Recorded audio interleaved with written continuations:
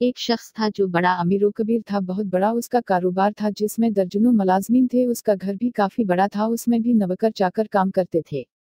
दिन भर वो अपनी बिजनेस में रहता, शाम को घर वापस आता। उसका जो अपना बेडरूम था वो एक जवान अलउमर लड़की सिफाई करती थी। इत्तेफाक से वक्त से पहले घर आ गया। जब ये अपने कमरे में आया और नौजवान लड़की को सिफाई करते हुए देखा, बस शैतान ने उसके दिल में ख्याल डाला कि मैं उस लड़की को रोक लूं तो उसकी आवाज़ कोई नहीं सुनेगा। अगर ये मेरी किसी से शिकायत भी करेगी तो कोई उसकी बात को नहीं मानेगा। मैं तो पूरे पुलिस स्टेशन खरीद सकता हूँ, मुलाजमीन सब मेरे बात मानेंगे। लड़की ने देखा कि मालिक वक्त से पहले आ गए हैं तो वो जल्दी से जाना चाहा, तो मालिक ने फौरा एक जोरदार आवाज़ में कहा कि रुक जाओ।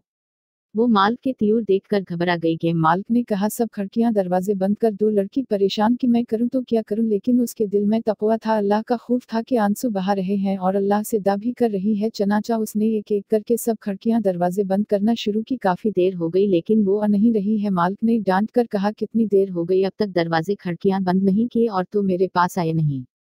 तो उस लड़की ने रोते हुए कहा मालिक मैंने सारे दरवाजे बंद कर दिए, खिड़कियां बंद कर दे, मगर एक खिड़की को बहुत देर से बंद करने की कोशिश कर रही हूँ लेकिन मुझसे बंद नहीं हो पा रही है। तो उसने गुस्से से कहा कि वो कौन सी कुजड़की है जो तज से बंद नहीं हो रही है।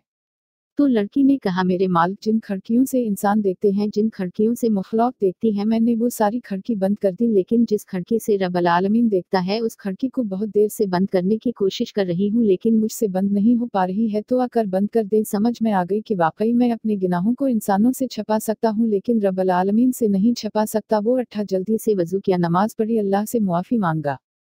फायदा, हम में से हर शख्स गौर करे, कोई उस खिड़की को बंद कर सकता है जिससे रब्बुल आलमीन देखता है, तो फिर हम जरात के साथ गिना क्यों करते हैं, तो फिर ढटाई के साथ गिना क्यों करते हैं।